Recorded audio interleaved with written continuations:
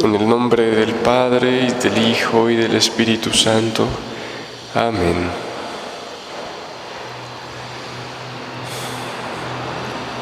Somos nada, Dios es todo. Padre, te amamos. Continúa, divina voluntad, pensando en nuestras mentes, circulando en nuestra sangre, mirando en nuestros ojos, escuchando en nuestros oídos, hablando en nuestras bocas, respirando en nuestros respiros, palpitando en nuestros corazones, moviéndote en nuestros movimientos, sufriendo en nuestros sufrimientos, y nuestras almas, unidas a tu voluntad, sean los crucifijos vivientes, inmolados para la gloria del Padre. Continúa orando en nosotros y después ofrécete a ti mismo esta oración como nuestra, para satisfacerte por las oraciones de todos y para darle al Padre la gloria que deberían darle todas las criaturas. En la voluntad divina saludamos a la Reina del Cielo. Ave María, llena de gracia, el Señor es contigo.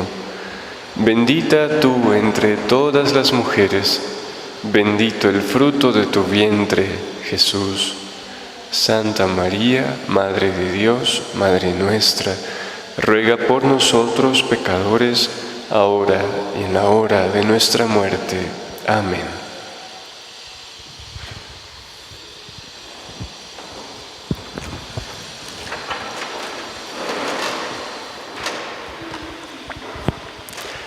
Buenos días. ¿Cómo van las vacaciones? ¿Todavía seguimos de vacaciones? No, ya se acabaron. Y como decíamos en la plática de la semana pasada, en la tierra no estamos de vacaciones. ¿Se acuerdan de qué hablábamos la semana pasada? Las 3 virtudes teologales y el tiempo. El tiempo. Esa cosa tan valiosa que Dios nos da mientras estamos aquí. Y el tiempo es para hacer actos en los cuales crezca nuestro conocimiento de Dios, nuestra posesión de Él, nuestro amor en fusión con Él. Cuando no usamos el tiempo para crecer en la vida divina, entonces, ¿qué crece? Si no crece el bien, ¿qué crece?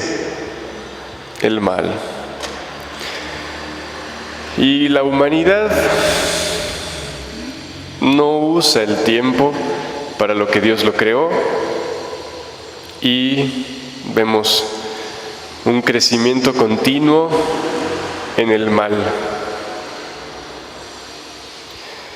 ¿Y Dios qué debe hacer para detener ese crecimiento del mal? Usar su justicia y castigar.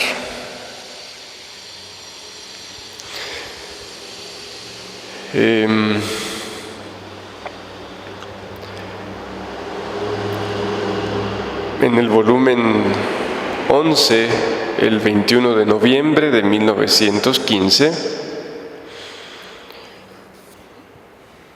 Luisa le pide a Jesús que cambie los decretos de la divina justicia. O sea, cuando la justicia de Dios dice, debo castigar. Y Luisa le pide, pues que cambie eso. Eso no es agradable. Eso es duro. Y le dice Luis a Jesús: Jesús mío, no más. Mi pobre corazón se deshace al oír tantas tragedias. Jesús, basta. Son tus queridas imágenes, tus amados hijos, que gimen, lloran, se duelen bajo el peso de medios casi infernales.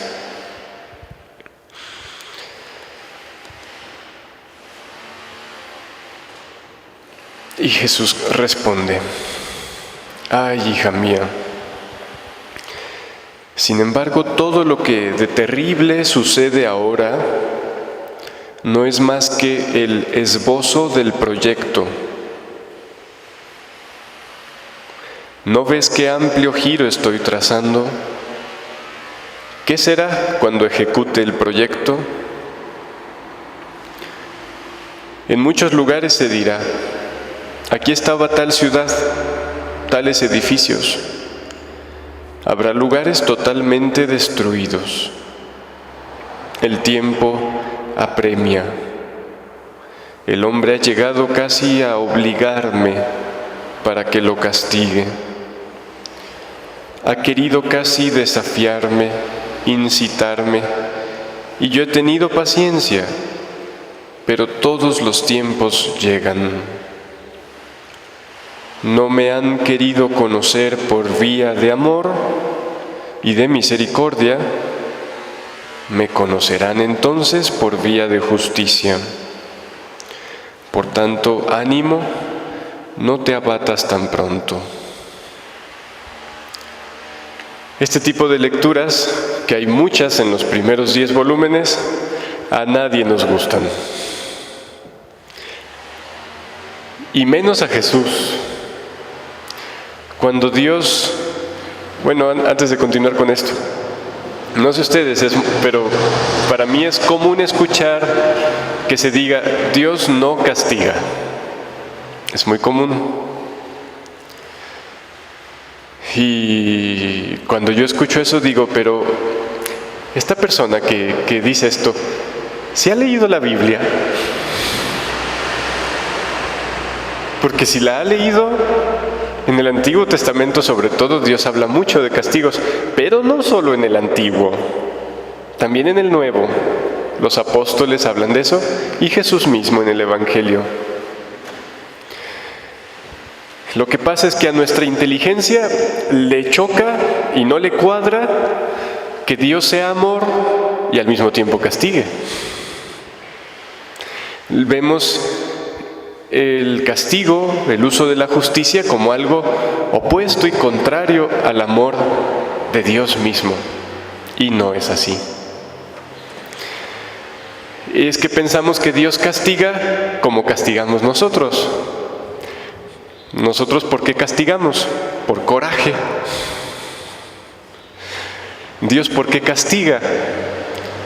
Por amor. Porque como buen papá ve que hay ciertas situaciones donde el hijo, por más cariño que se le muestre, se vuelve todavía peor. Y hay que usar la justicia. Y les decía hace rato, y el que más le duele es a él mismo.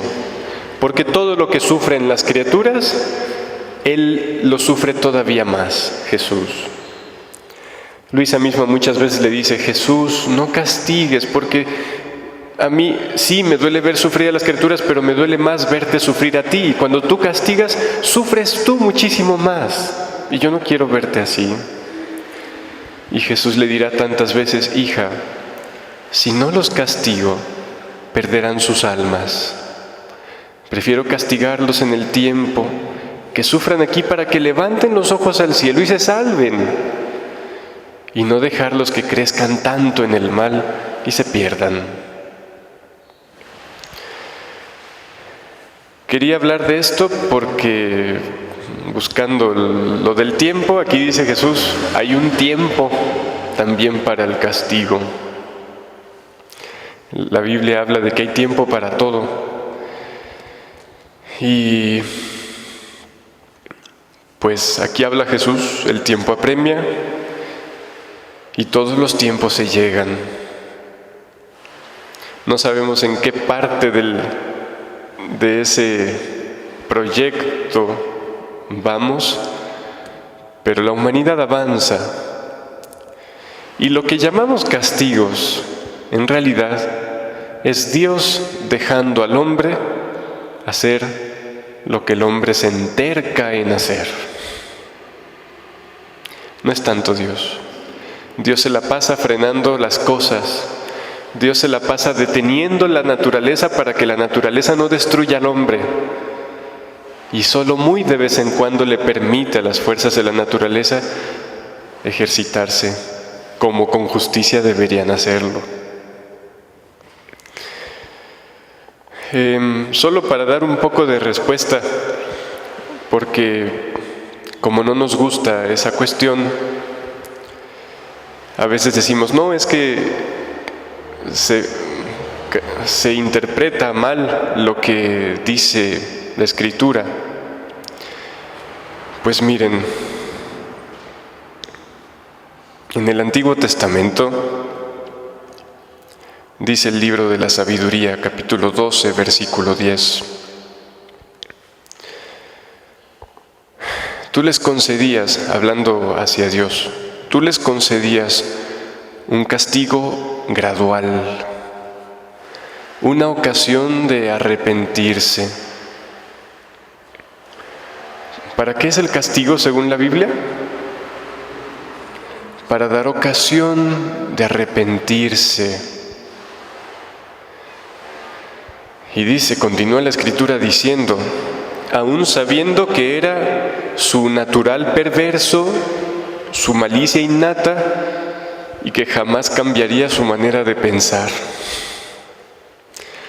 O sea, Dios, aun cuando ve que ciertas personas no van a cambiar, de todos modos les da las oportunidades para hacerlo. El libro de Isaías 26:16 dice, Yahvé, en el aprieto de tu castigo te buscamos. La angustia de la opresión era tu castigo para nosotros.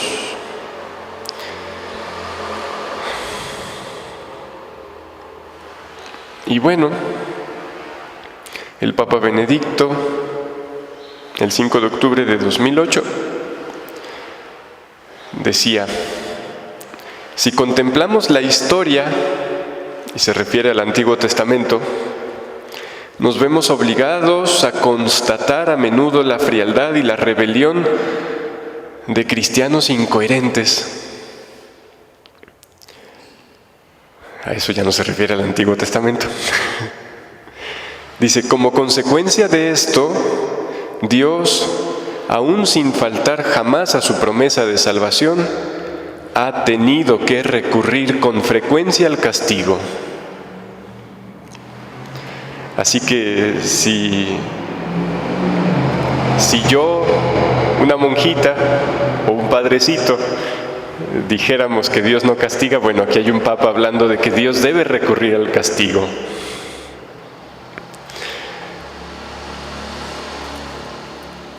También el Papa Benedicto, el 26 de marzo de 2006, dice,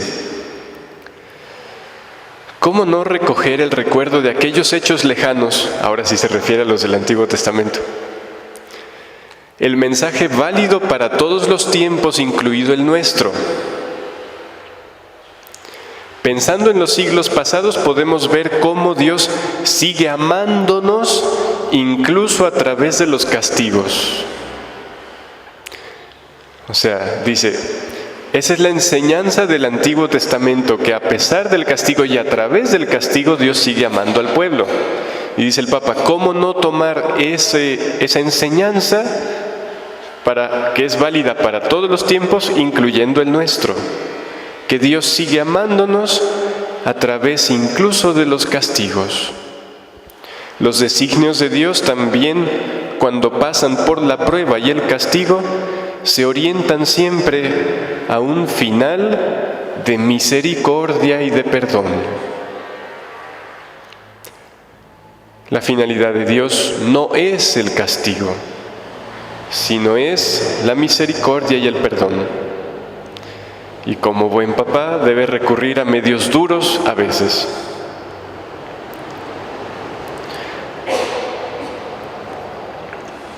El Papa Juan Pablo II, en su encíclica Evangelium Vitae, dice: Dios es siempre misericordioso, incluso cuando castiga. El Papa Francisco, siendo cardenal, dice, hablando de un texto del profeta Amós, dice: a ti por esto y a ti por esto te voy a castigar, dice Dios a través del profeta, y va exponiendo todos los medios inicuos con los cuales te aprovechaste del hermano, lo que no se puede hacer. Así que la misma Biblia nos va marcando que un medio malo no puede usarse para un fin bueno, que Dios castiga al que usa los medios malos aún para fines buenos, que Dios castiga la trampa, Dios castiga el fraude, Dios castiga la explotación. Y bueno,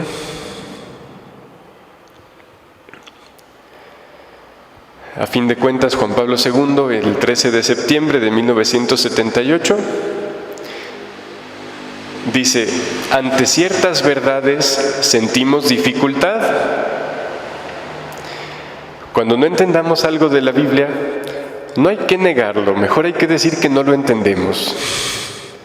A veces así hacemos. No me cuadra que Dios pueda castigar siendo amor.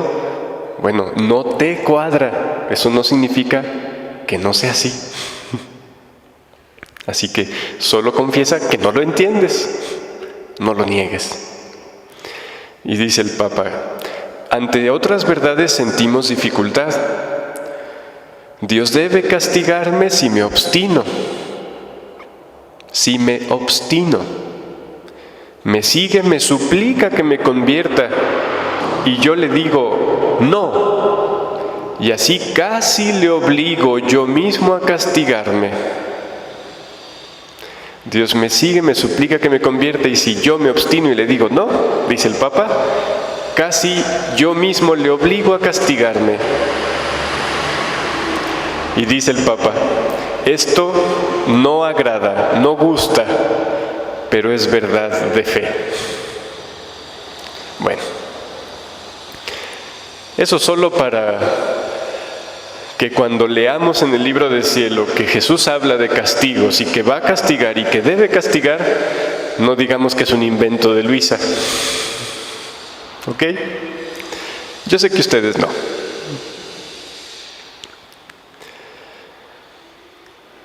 Luego, estos son solo unos cuantos textos del libro del cielo. En el volumen 12, el 2 de noviembre de 1917,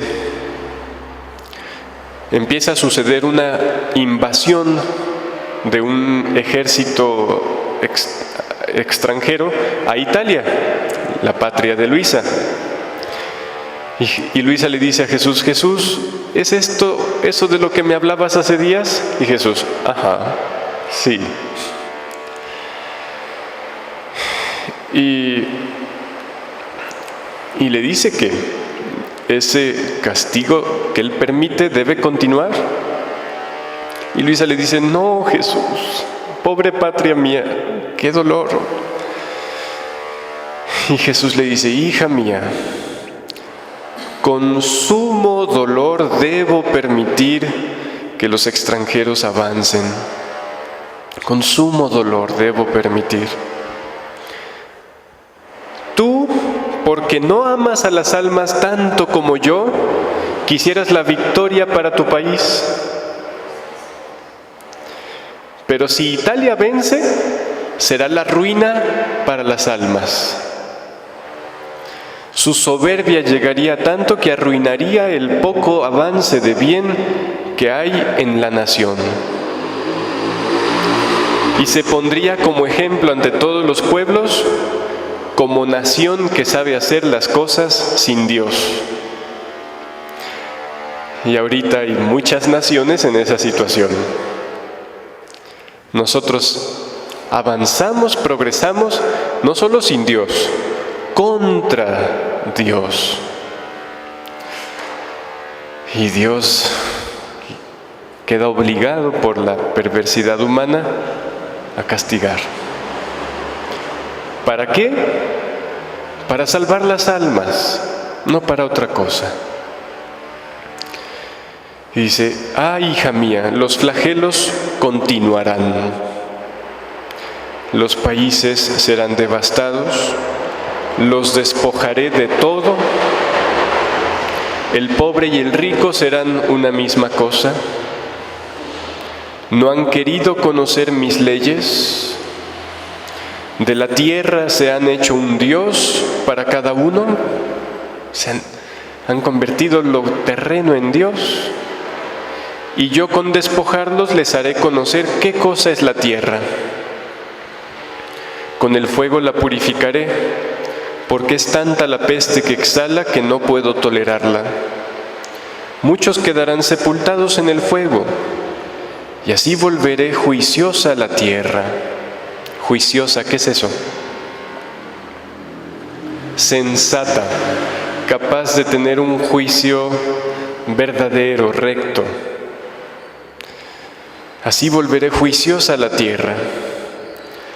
Es necesario, lo requiere la salvación de las almas.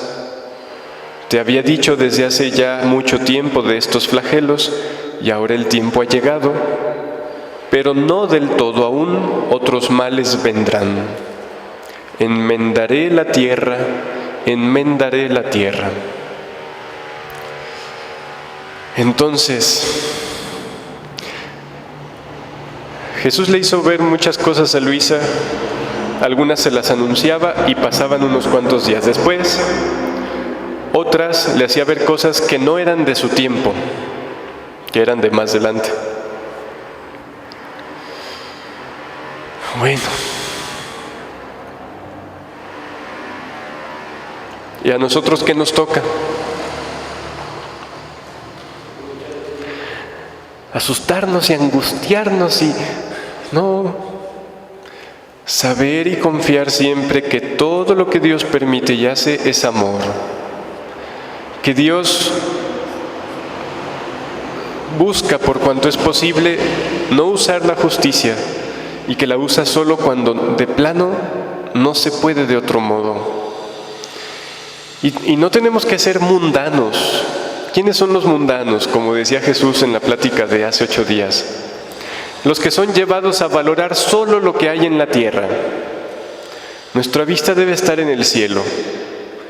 Y si por medio de las situaciones difíciles Dios obtiene que más almas lleguen al cielo, debemos estar contentos. Como Jesús le dice aquí a Luisa: tú, como no quieres tanto a las almas, quisieras que no reciban castigos. Pero yo, que quiero que se salven y que las amo infinitamente, veo que son necesarios, aunque me duela más que a ellas. Bueno, en la siguiente lectura Luisa nos da un ejemplo de lo que nos toca. Volumen 12, 6 de diciembre de 1919.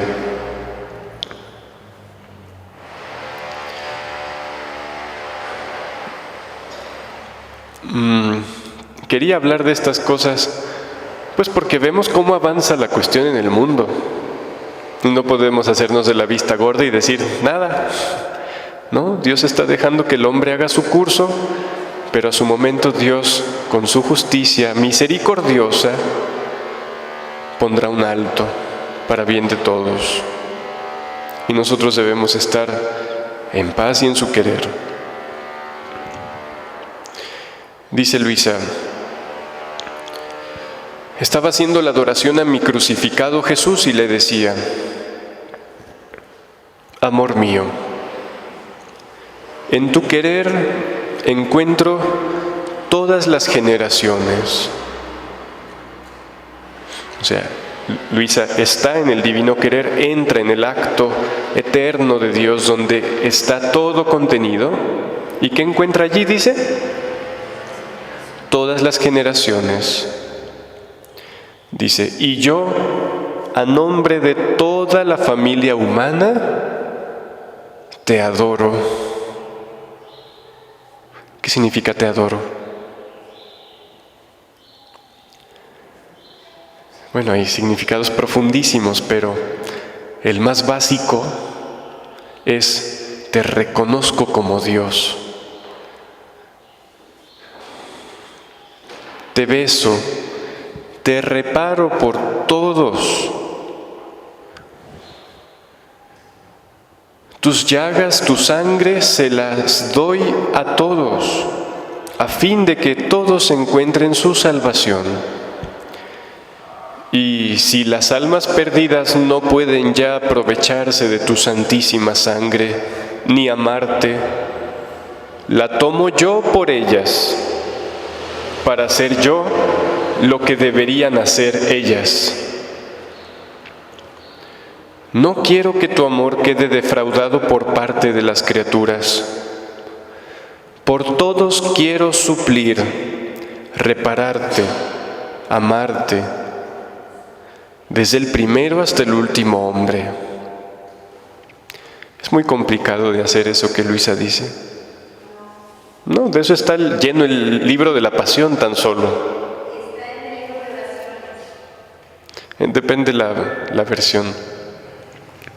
Dice, mientras esto y otras cosas decía, mi dulce Jesús me puso los brazos al cuello y estrechándome me dijo, Jesús es, con Luisa, cariñoso hasta ser empalagoso. Y creo que yo no he encontrado muchos otros ejemplos en el pasado donde Jesús se comporte así, con un cariño tan efusivo que le echa los brazos y la aprieta. Normalmente eso no aparece. ¿Mande? No, es Dios. Como Dios es así. No solo como hombre, como Dios es todavía más así de exuberante en su manera de amar.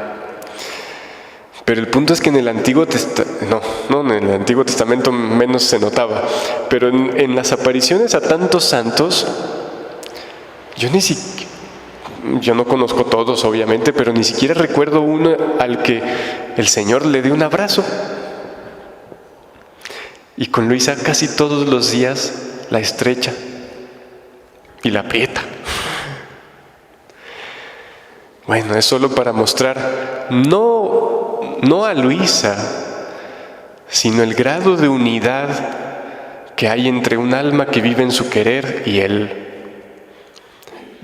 Que en esa situación Él no tiene ya nada de distancia con su criatura, se da por entero. Y Jesús le dice, estando así, teniéndola con los brazos al cuello y estrechándola, hija mía, eco de mi vida. Jesús llama a Luisa eco de mi vida. ¿Qué es eso? Repetición, pero no solo una copia y una repetición aparte, sino tú eres mi vida ahora.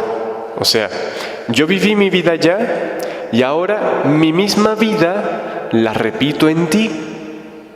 Cuando estamos frente a una montaña y decimos,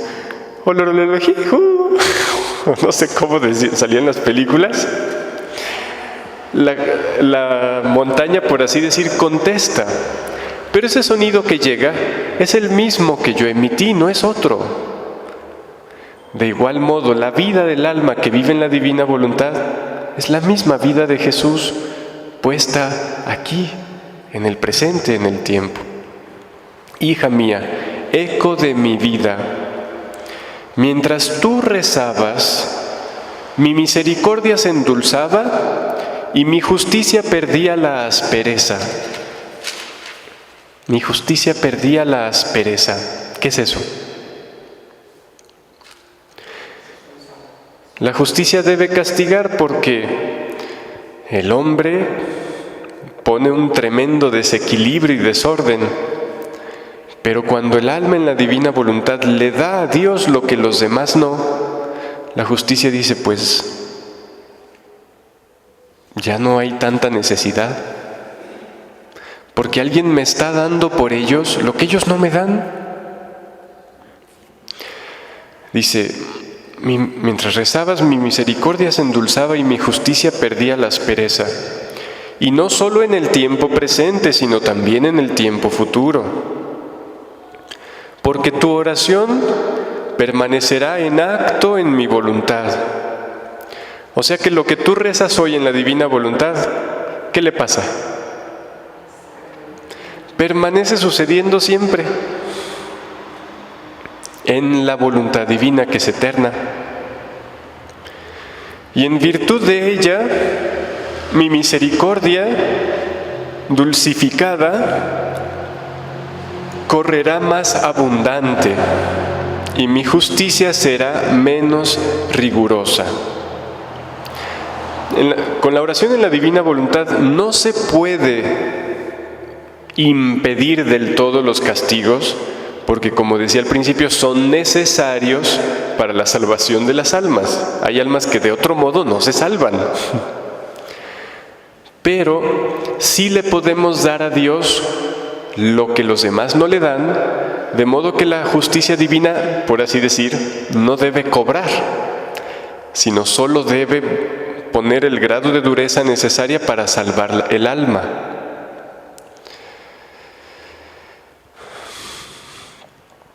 Y no solo esto, sino que escucharé las notas de amor de las almas perdidas. ¿Cómo es eso?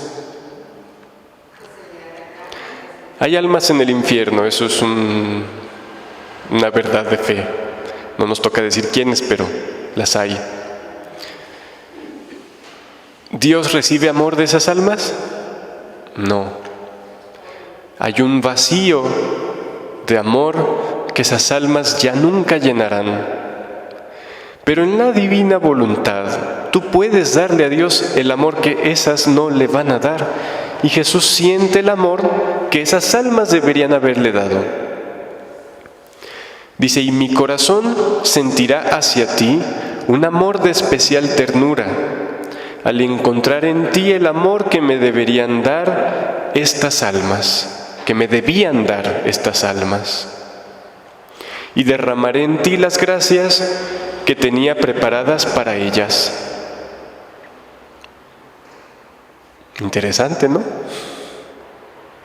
¿Y para qué queremos nosotros las gracias que el Señor habría de haber dado a las almas que se han perdido? Para corresponderle todavía más. Para eso debemos quererlas, esas gracias, solo para corresponderle más.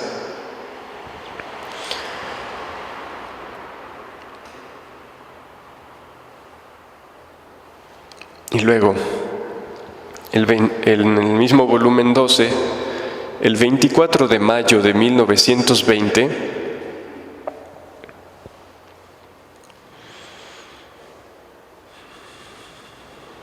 dice, hija mía, los actos hechos en mi voluntad pierden lo humano.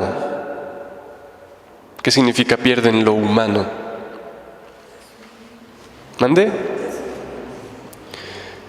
¿Cuáles son las características de lo humano, de lo solamente humano? Lo temporal, lo imperfecto, lo limitado, lo finito, que se acaba, todo eso. Pierde todo eso, dice, y fundiéndose con mis actos divinos, se elevan hasta el cielo. Los actos hechos en mi voluntad, los actos que haces en mi voluntad, pierden la cualidad temporal, imperfecta, finita, limitada, y fundiéndose con los míos, que son divinos, dice Jesús, se elevan hasta el cielo, circulan en todos,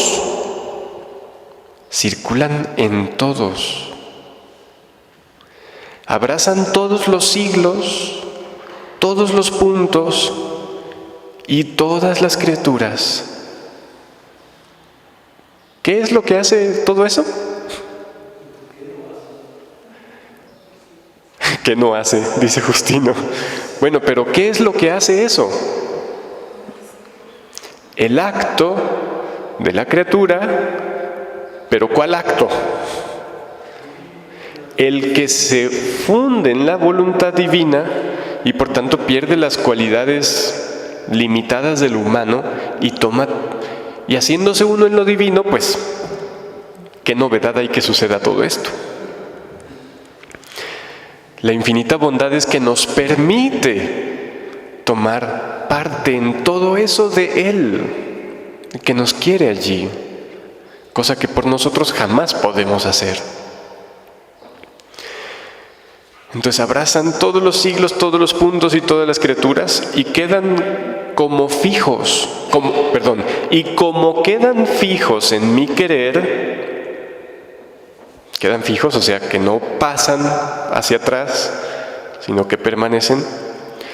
En cada ofensa que las criaturas me hacen, no solo en el tiempo presente, sino hasta el fin de los siglos, estos actos son y serán los defensores de mi trono.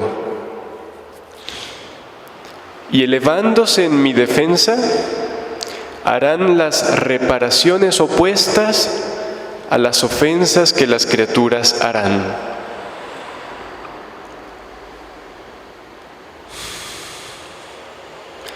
Aún no sabemos hasta dónde va a llegar la maldad humana, pero los actos que desde ahora se hacen en la voluntad de Dios ya tienen preparado la reparación, la defensa amorosa a nuestro Dios para todo lo que vaya a suceder.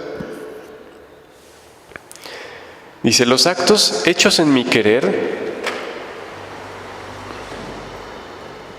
antes de seguir, estos actos, ¿cuáles son? ¿Los que hacemos cuándo? ¿Cuándo qué? Cuando estamos atentos a unir todo lo que hacemos a Jesús en su voluntad. No solo cuando formalmente te pones de rodillas a rezar, sino tu vida hecha en la voluntad de Dios son estos actos.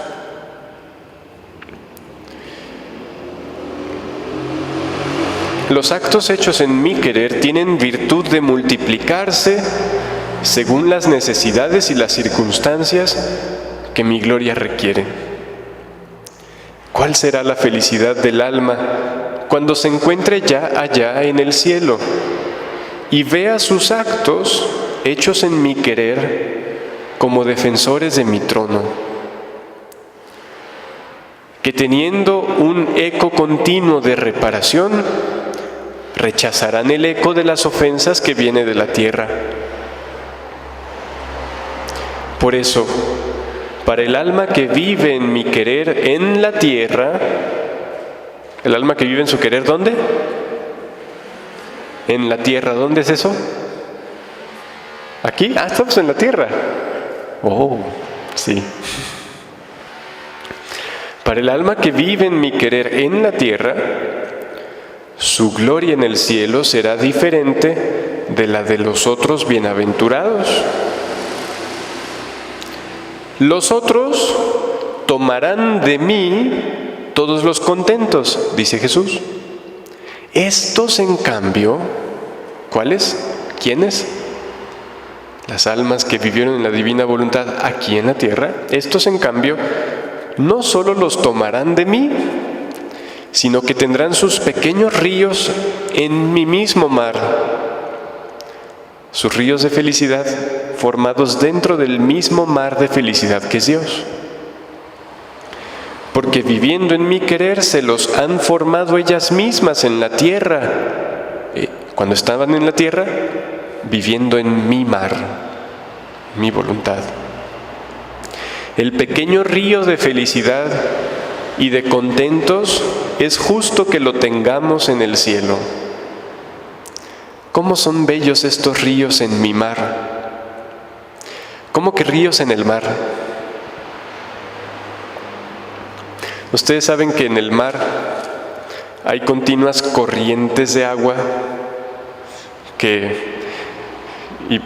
y por eso de repente animales y cosas que están en un extremo de la tierra, de repente están en otro, porque en el mar hay esas corrientes.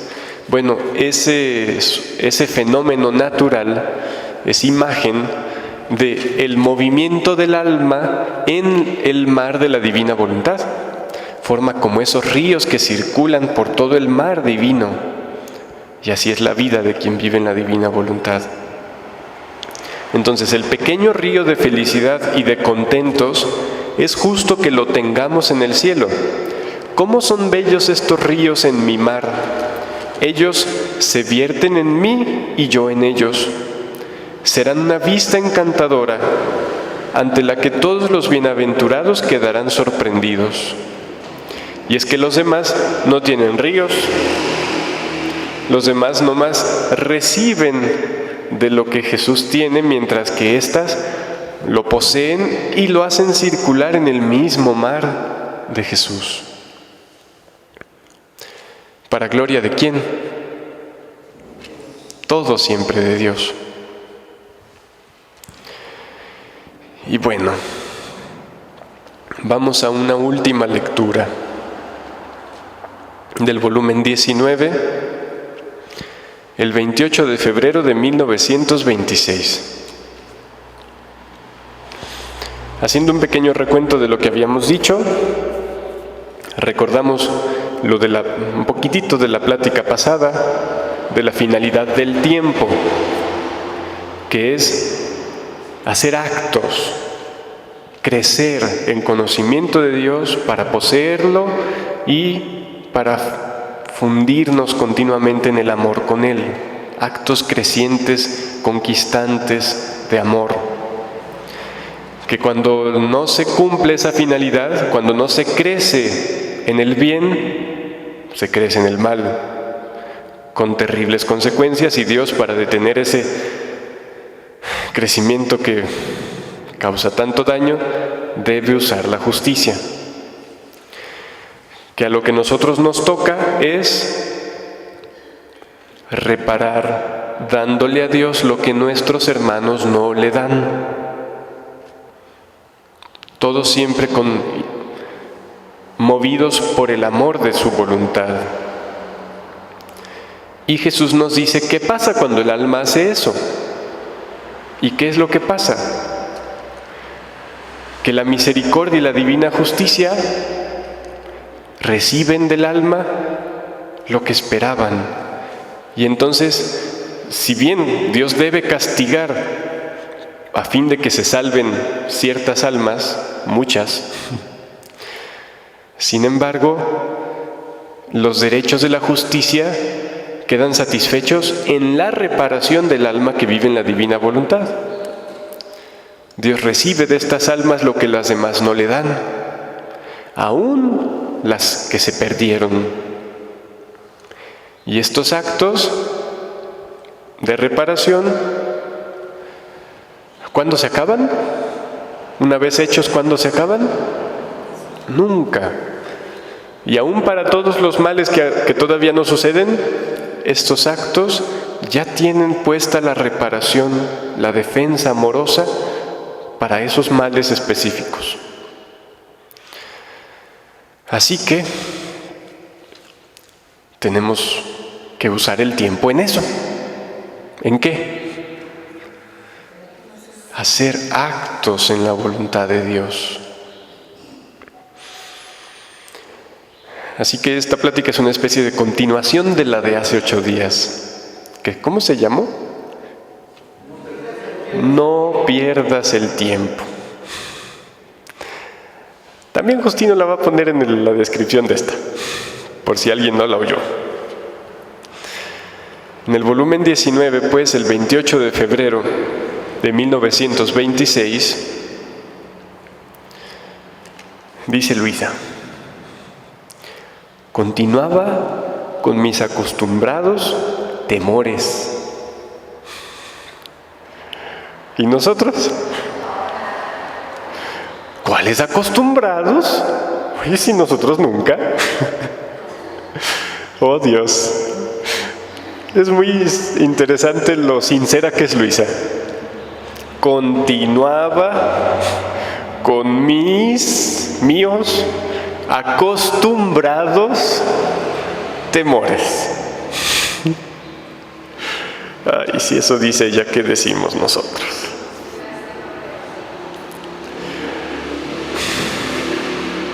Y mi siempre amable Jesús. Fíjense, hace 8 días hubo una parte que no leí y que se las voy a leer. Cuando Luisa dice que no está segura si es voluntad de Dios que venga el confesor y tenerle que decir y perder el tiempo en eso. Y Jesús le dice, sí, quiero que según tú pierdas el tiempo diciéndole al confesor lo que yo te dije, porque no es perder el tiempo, es hacer lo que yo quiero. Bueno, pero déjenme encontrarlo. Entonces Jesús dice, declaro que es voluntad mía que continúes en este estado, que venga a llamarte a la obediencia al confesor y el tiempo que pierdes con él. Eso ya lo explicamos la semana pasada. Pero el punto al que quería llegar es este. Y es voluntad mía que te sorprenda el temor de no ser voluntad mía tu estado. ¿Qué dice? Es voluntad mía que te sorprenda el temor de que no sea voluntad mía tu estado. Este temor y duda te purifica de todo mínimo defecto.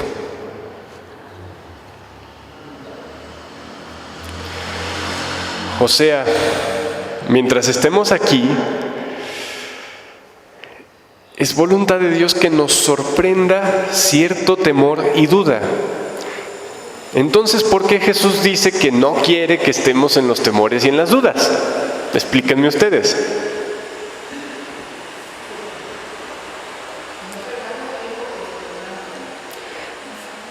Es algo semejante a la tentación. Dios permite que nos lleguen las tentaciones. ¿Por qué las permite? Porque con rechazarlas, crecemos hacia Él.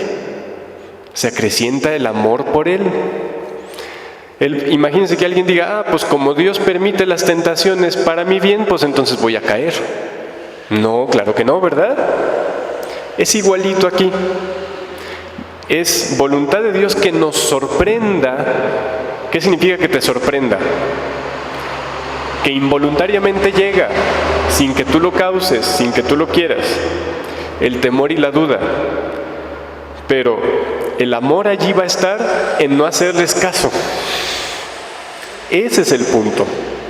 No hacerles caso. Es allí cuando este temor y duda no voluntario te purifica de todo mínimo defecto. ¿Se entiende eso? Entonces no hay que asustarnos ni entristecernos de que sintamos continuamente temor y duda. El punto es no detenernos en ellos. Ese es el punto. Qué cosas, ¿verdad? Pero esto debe sernos consolador, o sea, es voluntad de Jesús que me sorprenda ciertas cosas que no me gustan que me pasen. Pero no es voluntad de Dios que yo me adentre en ellas. A fin de que me purifiquen, debo estar continuamente quitándolas, rechazándolas, como si fueran, porque de hecho son tentaciones que Dios permite. No las envía, pero las permite.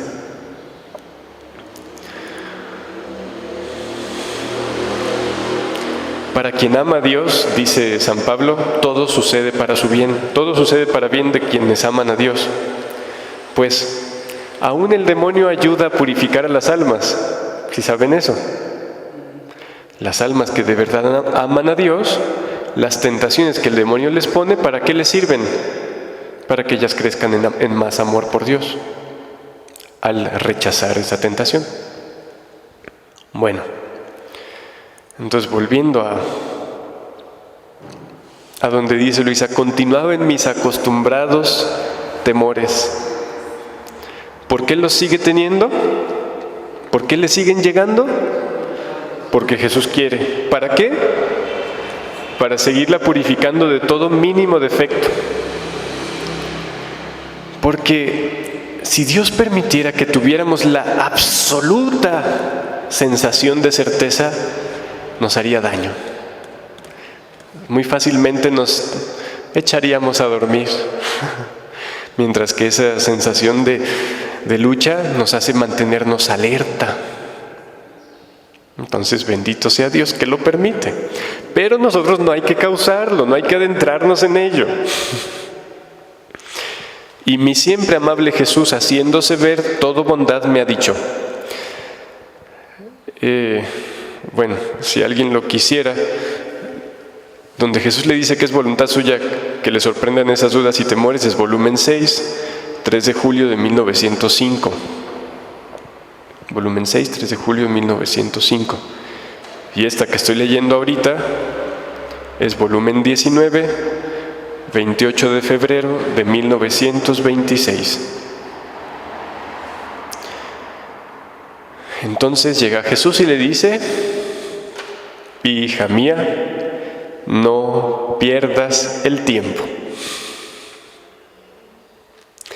porque cada vez que te ocupas de ti, es un acto que pierdes en mi voluntad. Pero cada vez que te ocupas de ti, es un acto por cada latido, por cada respiro, por cada movimiento neuronal, por cada mirada, por cada paso, por cada palabra que hacemos en ese estado de ocuparnos de nosotros.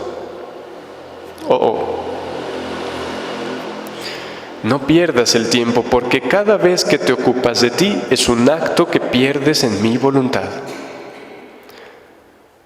Entonces llega la duda, llega el temor, no queridos por nosotros, permitidos por Jesús, pero mi punto debe ser permanecer en lo que sé que Jesús quiere, aunque sienta la duda. ¿Se entiende eso? Muchas veces sabemos las cosas, pero sentimos la duda. Bueno, hay que mantener en lo que sabes, aunque sientas cierta duda.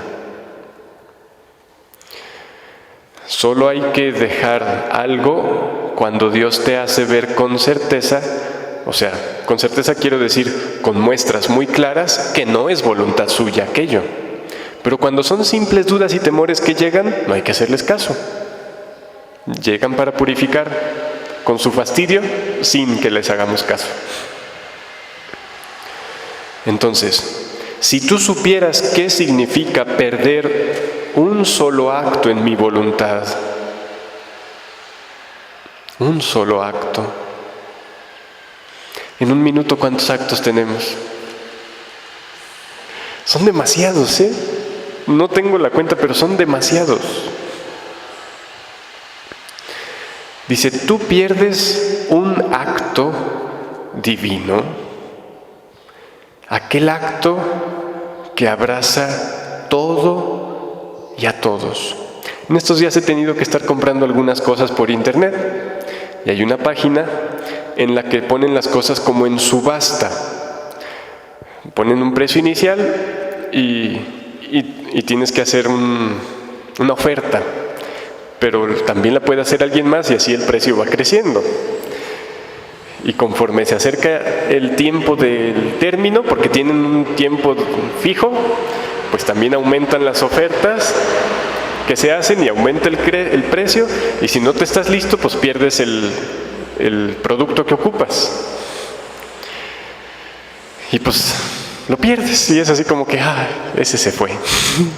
Bueno, pero es que así pasa con el tiempo y los actos en la divina voluntad. Y no es que pierdas una cosilla como una computadora, como no sé, cualquier cosa que puedes encontrar en internet. Pierdes un acto divino, aquel acto que abraza todo, dice Jesús, que abraza todo y a todos, y que contiene todos los bienes que hay en el cielo y en la tierra. ¿Entendemos eso? No. Que un acto abrace todo y a todos, todos los bienes que hay en el cielo y en la tierra, no está a nuestra pobre inteligencia comprenderlo, pero hay que creerlo.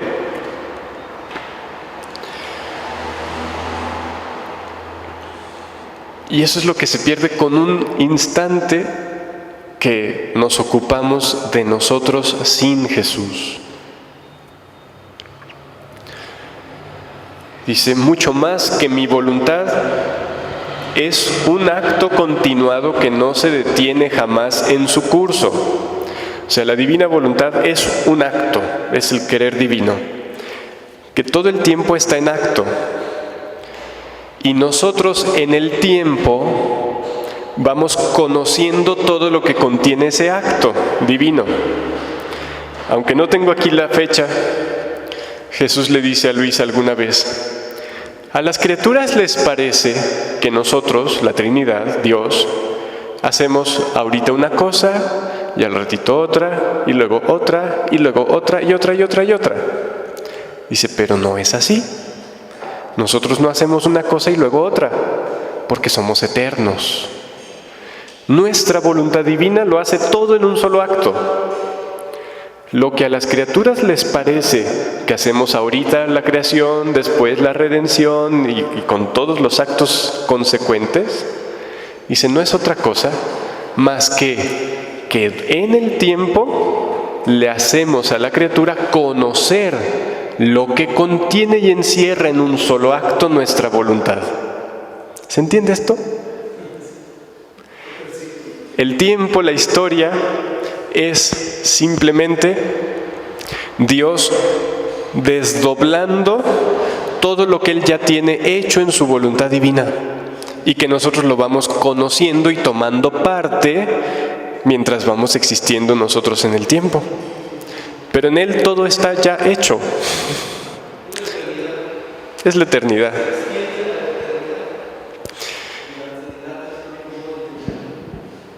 Entonces, por eso dice aquí, mucho más que mi voluntad es un acto continuado, que no se detiene jamás en su curso, ni puede esperarte a ti. O sea, si tú te detienes, ya perdiste todos esos instantes. No puede esperarte a ti, ni puede esperarte a ti cuando por tus temores te detienes. Eso es lo malo de los temores, detenerse. Es voluntad de Dios que los sintamos, pero que no por ello nos detengamos, sino que tomemos de eso ocasión para avanzar más. Mi voluntad no puede esperarte a ti cuando por tus temores te detienes. Y es a ti a quien conviene seguirla, a mi voluntad, en su curso continuado. No a ella esperarte a ti cuando tú te pongas en camino para seguirla. Y no solo tú pierdes el tiempo, sino que yo. ¿Quién dijo eso? Jesús. No solo tú pierdes el tiempo, sino que yo, debiendo apaciguarte y quitarte de tus temores para ponerte en camino de mi voluntad, me obligas a mí a ocuparme de cosas que no pertenecen a mi supremo querer. Ay, pues el pobre Jesús se la pasa diciéndonos, quieto, quieto, calma, regresa, retorna. Pobrecito. ¿Mande?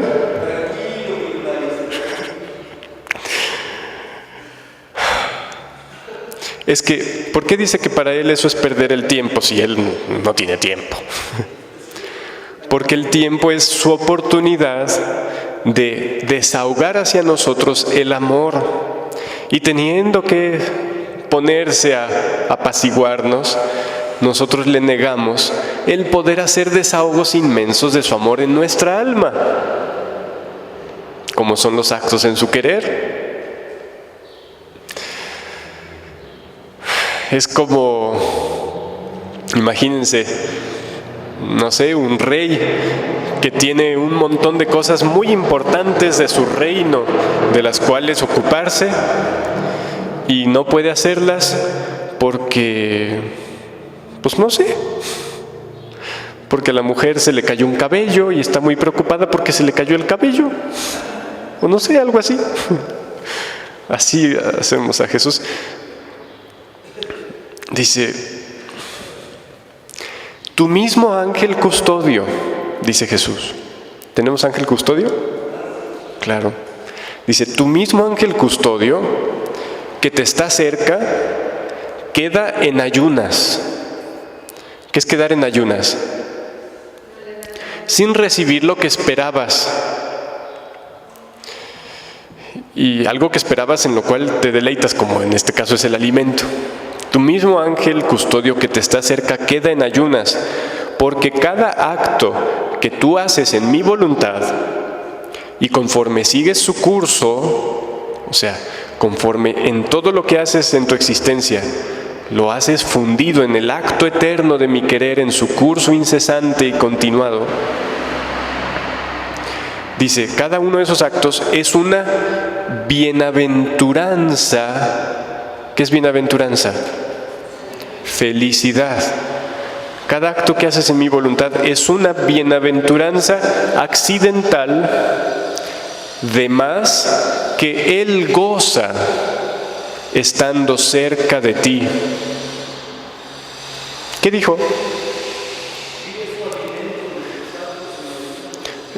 Los ángeles no comen birria, no comen tacos, no comen... Perdón a los que no son de México, aquí gustamos de la birria, los tacos, el menudo, el pozole y las enchiladas. La comida, pues, los ángeles no comen comida material, se alimentan de felicidad que brota continuamente de Dios, del acto continuo de Dios. Pero cuando, en el caso particular de los ángeles custodios, bueno, todos, pero particularmente ellos, cuando la persona que les toca cuidar vive en la divina voluntad, esa persona se convierte en un centro desde el cual Dios hace salir nuevas felicidades para ellos,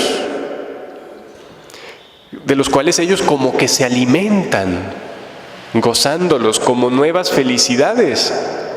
Fíjense lo que sigue. Cada acto en mi voluntad que tú haces es un paraíso duplicado de alegría que tú le ofreces. ¿Quién a quién? El alma en la divina voluntad a su ángel custodio. ¿Cómo tenemos a nuestro ángel?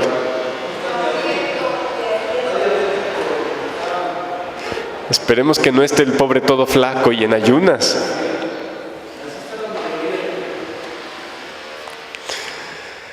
Dice, repito eso porque es una barbaridad que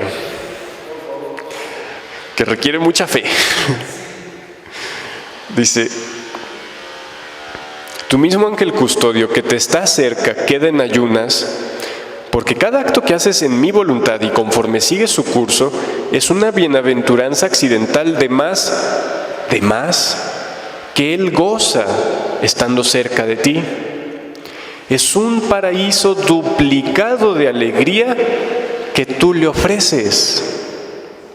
Duplicarle el paraíso al ángel.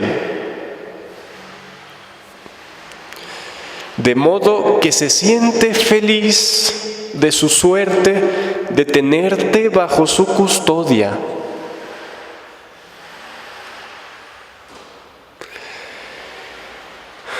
Y no se acaba allí, como siempre, no se acaba allí. Y como las alegrías del cielo son comunes, ¿qué significa comunes? Para todos, tu ángel ofrece la bienaventuranza accidental que ha recibido de ti, es decir, esa duplicación de paraíso, ofrece esa bienaventuranza accidental que ha recibido de ti, su paraíso duplicado, a toda la corte celestial. Como fruto del querer divino de su protegida. Es que yo no puedo duplicarle a mi ángel el paraíso, pero el querer divino obrante en mis actos, le sobra. A Dios mismo nada le falta cuando la criatura le da espacio para obrar. Entonces, siendo estas nuevas felicidades producto del mismo querer divino, queda en disposición de todos. ¿Se imaginan cómo están los ojos de todos en el cielo atentos a ustedes? Y nosotros atentos a la cucaracha, al cabello, a no sé cuántas cosas. ¡Ay, qué horror!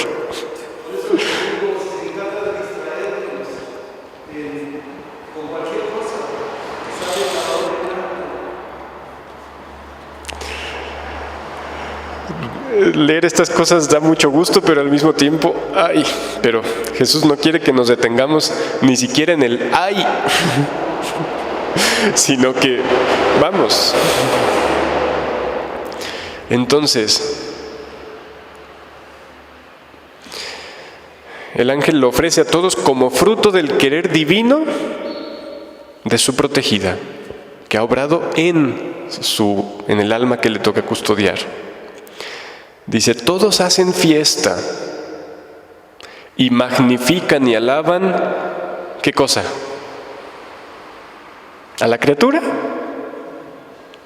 La potencia, la santidad, la inmensidad de mi voluntad. Eso es lo que igualmente alababan en los actos de la Virgen, lo que alabaron cuando la Virgen llegó al cielo, a la divina voluntad que había completado una vida tan perfecta en María. Dice, por eso sé atenta. En mi querer no se puede perder el tiempo. Hay mucho que hacer. Conviene que tú sigas el acto de un Dios no interrumpido jamás. Y bueno, leeré de rapidito algo que dice Luisa. Dicho esto, ha desaparecido y yo he quedado pensativa, como nosotros, al ver el mal que yo hacía. ¿Y cuál era el mal que hacía Luisa? Perder el tiempo en los temores, ocupándose, por tanto, de sí misma. No está hablando aquí de un pecado grande. Dice, y decía entre mí, ¿cómo puede ser posible que con ponerme en el querer divino, o sea, con ese acto consciente y voluntario de hacerme a mí a un lado, quitarme a mí y poner mi voluntad en la de Dios, fundiéndome con Jesús, ¿cómo puede ser posible que con esto, olvidando todo lo demás como si ninguna otra cosa existiera para mí, sino solo la eterna voluntad, yo tome parte en todo lo que contiene este amable querer? ¿Cómo puede ser que nomás así?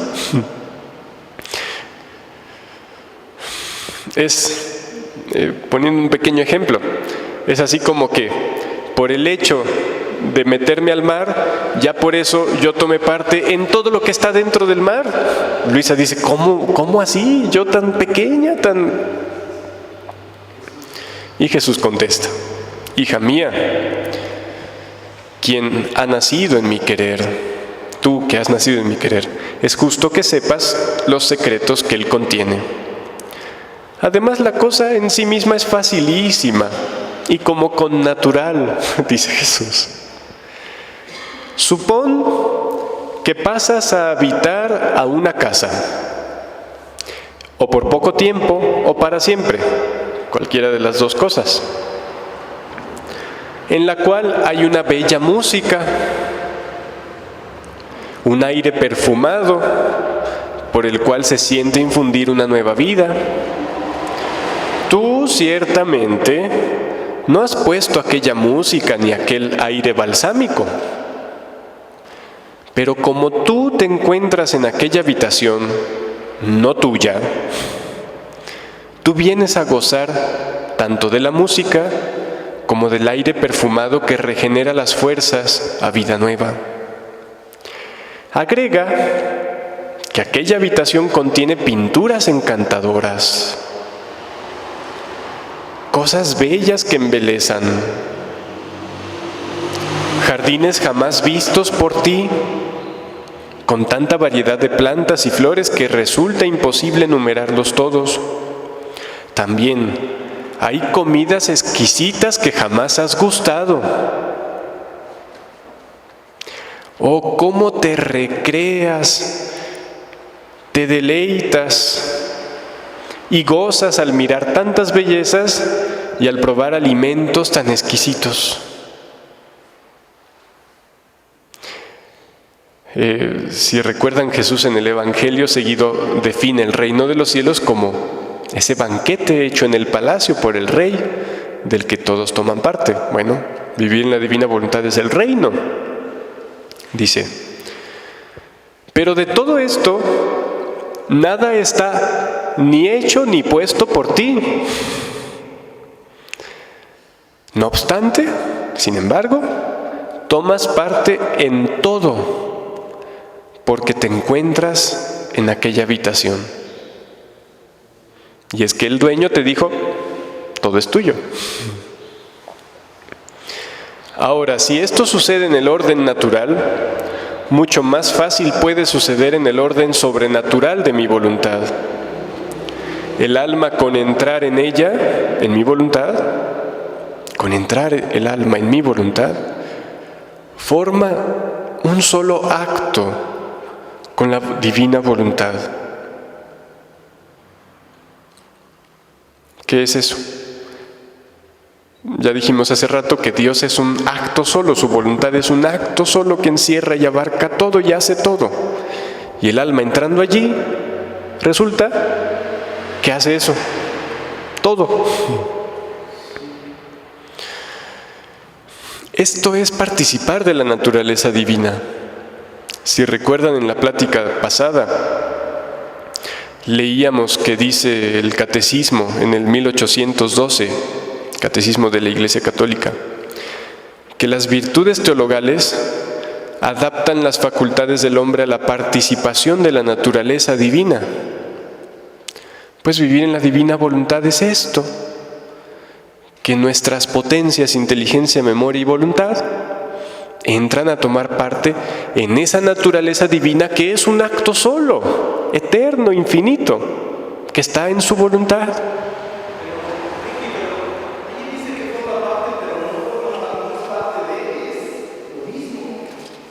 Sí.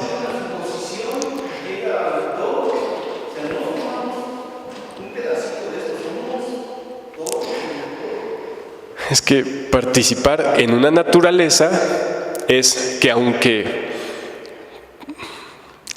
de por ti no es tuya, te la regalan para que sea tu naturaleza. Eso es participar en una naturaleza. Naturaleza es un modo de ser. La naturaleza divina es el modo en el que Dios es.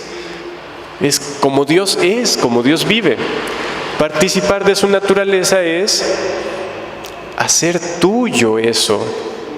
Y como dices, no solo tomar parte, sino ser eso.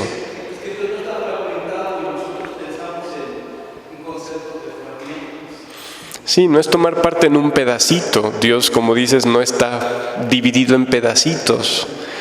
Y lo que Jesús dijo es que sean uno como tú y yo somos uno.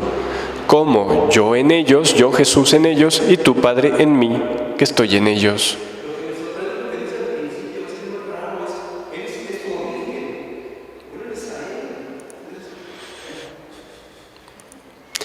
Entonces,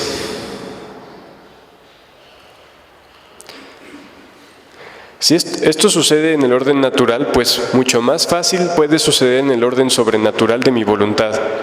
El alma, con entrar en mi voluntad, forma un solo acto con la divina voluntad. Se hace lo que es esa voluntad.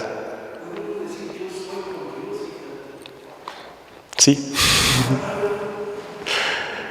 Es ser con Dios, en Dios, lo que Él es. Eso es. Dijo San Atanasio,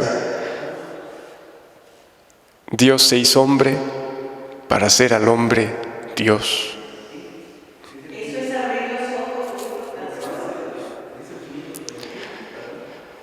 El 460 y el 260 del Catecismo, que no los tengo aquí a la mano, pero quien pudiera tener dudas, los lea, donde habla de Dios que hace al hombre ser Dios con Él. No por nosotros mismos, no como la tentación de Satanás de ser Dios por nosotros mismos, no, sino en Dios. Ese es todo el afán de Dios, ser uno con Él. Ser con Él, en Él, lo que Él es. Que en el lenguaje que estamos leyendo ahora es ser el acto. Formar un solo acto con esa voluntad divina. Porque esa voluntad es un acto solo.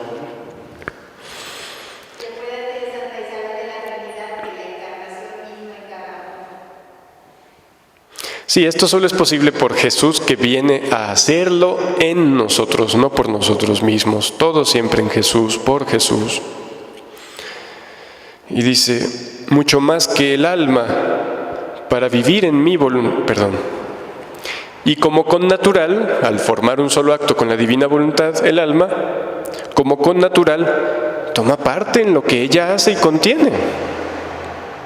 Mucho más que el alma, para vivir en mi voluntad, primero es despojada de las vestiduras del viejo Adán culpable. He ahí el punto. Despojarse del viejo yo. Dice, el alma para vivir en mi voluntad, primero es despojada de las vestiduras del viejo Adán culpable, que es el yo que ejerce su voluntad humana. Dice, y es revestida por las vestiduras del Adán nuevo y santo. ¿Cuál es ese Adán nuevo y santo? Es Jesús. Dice, y su vestidura es la luz de la misma voluntad suprema. Cuando Jesús se transfigura, ¿qué dice el evangelista? Su ropa resplandecía. Y aquí nos habla de, como en otros lugares lo hace, esa luz, esa vestidura es la voluntad divina que envuelve a la criatura por dentro y por fuera, fundiéndola en un acto de amor.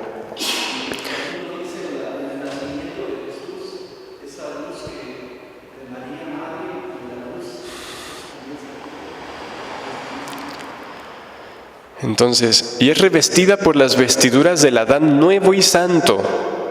Su vestidura es la luz de mi misma voluntad suprema, en la cual le vienen comunicados todos sus modos divinos, nobles de nobleza divina, y comunicativos a todos.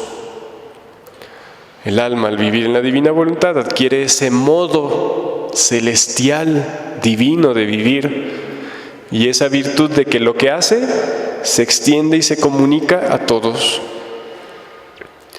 Esta luz le hace perder las facciones humanas y le restituye la fisonomía de su Creador.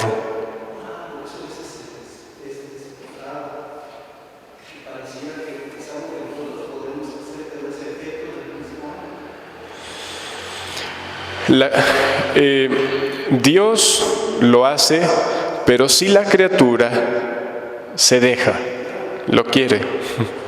Entonces es un trabajo mutuo, pero que la criatura, por más que quiera, si Dios no lo quiere, no lo puede hacer. No sé si cachan, pero lo que está hablando aquí es de la transfiguración del alma. O sea, lo que vieron los apóstoles que le pasaba a Jesús, que su rostro resplandecía como el sol, sus vestiduras, bueno, o sea, como la característica divina se trasluce. Bueno, pero el punto es que el alma es transformada allí mismo, en esa misma transfiguración de Jesús.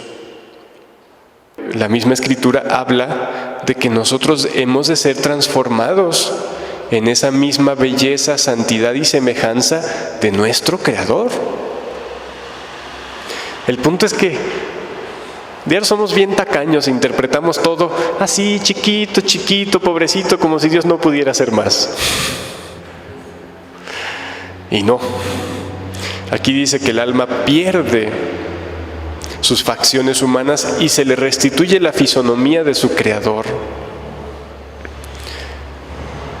Dice, qué maravilla entonces en que tome parte en todo lo que posee el divino querer, siendo una la vida y una la voluntad.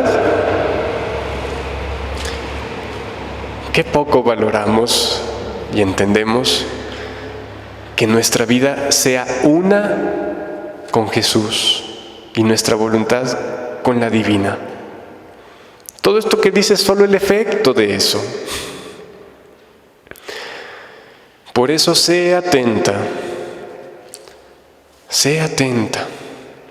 Te recomiendo que me seas fiel y tu Jesús mantendrá la batuta para hacerte vivir siempre en mi querer.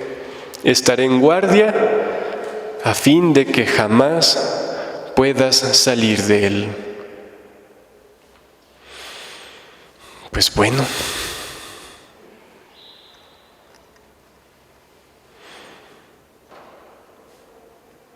¿qué vamos a hacer?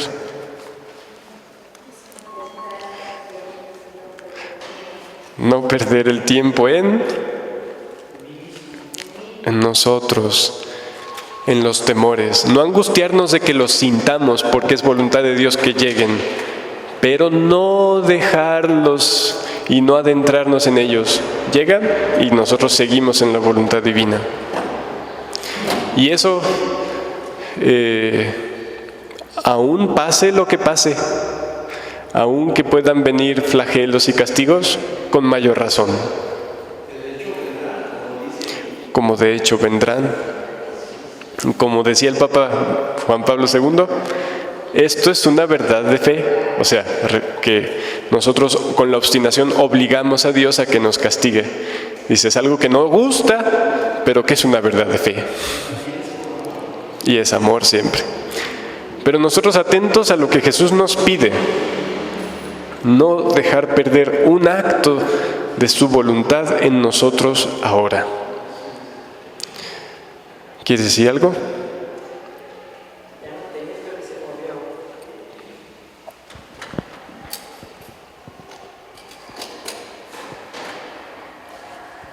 Encontré 16 maravillosos capítulos donde nos habla de que seremos transformados en la palabra de Dios. Ahorita le puse nada más así y digo, wow, cómo el Señor nos va, y de todos ya no encuentro cuál de todos leer, pero a ver, aquí está uno de Colosenses 3:9.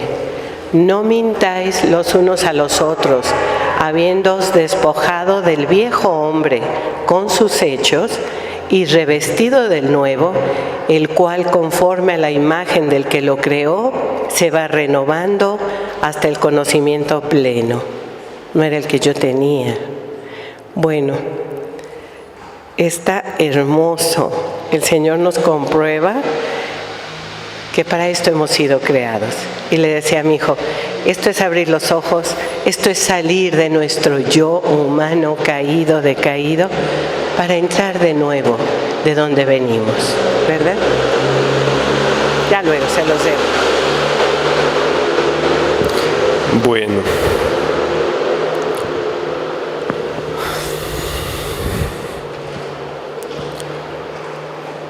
Ay, Jesús, pues, ¿qué decirte? Simplemente sí, fiat. Te creo en la fe. Tomo posesión de lo que quieres darme, que eres tú mismo, en la esperanza. Y fundido contigo, hago lo que tú haces, en el mar del eterno amor, en el acto eterno de tu querer. Esto en primer lugar para gloria tuya, pero también para nueva felicidad de nuestro ángel custodio, de todos los ángeles y de todos los habitantes del cielo. Nos anonadamos ante cosas tan grandes, pero ¿qué se puede esperar de una voluntad divina obrante en la criatura? Se puede esperar todo lo que un Dios es capaz de hacer. Porque no pierdes tu poder ni tu inmensidad cuando te abajas a obrar en nosotros. Y yo no pondré mis dudas como un obstáculo a tu obrar. Aunque las puedo sentir, no me detendré en ellas, sino que seguiré mirándote a ti, dejándote obrar. Gloria al Padre, y al Hijo, y al Espíritu Santo, como era en el principio, ahora y siempre, por los siglos de los siglos. Amén. En la voluntad de Dios, siempre.